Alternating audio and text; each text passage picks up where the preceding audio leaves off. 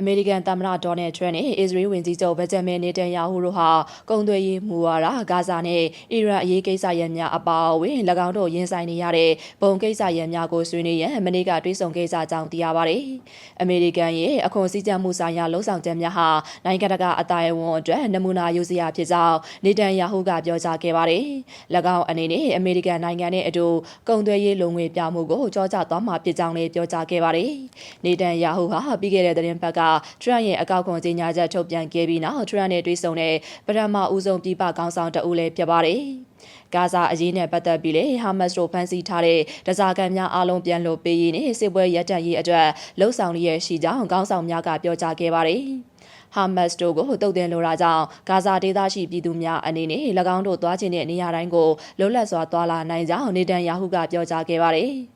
ဂါဇာကမ်းမြောင်ဒေသကိုအမေရိကန်ကဥဆောင်ဥရွက်ပြုလိုကြောင်း၎င်းရဲ့စိတ်ကူးကိုထရန့်ကထပ်တလဲလဲပြောကြားခဲ့ပါတယ်။ကောင်ဆောင်များဟာအီရန်နျူကလ িয়ার အစီအစဉ်နဲ့ပတ်သက်ပြီးလဲစိုးရိမ်နေကြတာဖြစ်ပါတယ်။အမေရိကန်အနေနဲ့စနေနေ့မှစတင်ပြီးအီရန်နိုင်ငံနဲ့ဓာတ်ရိုက်ဆွေးနွေးပွဲများကျင်းပသွားမှာဖြစ်ကြောင်းလဲထရန့်ကမနေ့ကသတင်းတောင်များအားပြောကြားခဲ့ပါတယ်။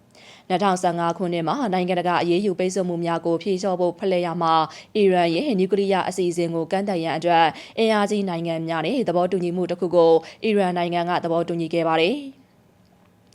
ဒါပေမဲ့လည်းထရန့်ဟာ၎င်းရဲ့ပထမသက်တမ်းမှာဒီသဘောတူညီချက်ကနေနှုတ်ထွက်ခဲ့ပါတယ်။အီရန်နိုင်ငံဟာသွေးဝိုက်တဲ့ဆွေးနွေးပွဲများအတွက်လမ်းကြောင်းများကိုဖွင့်ပေးထားစဉ်မှာပင်ဓာတ်ရိုက်ဆေးဆက်ညှိနှိုင်းမှုများကိုပယ်ချခဲ့ကြောင်းလည်းသိရှိရပါတယ်ရှင်။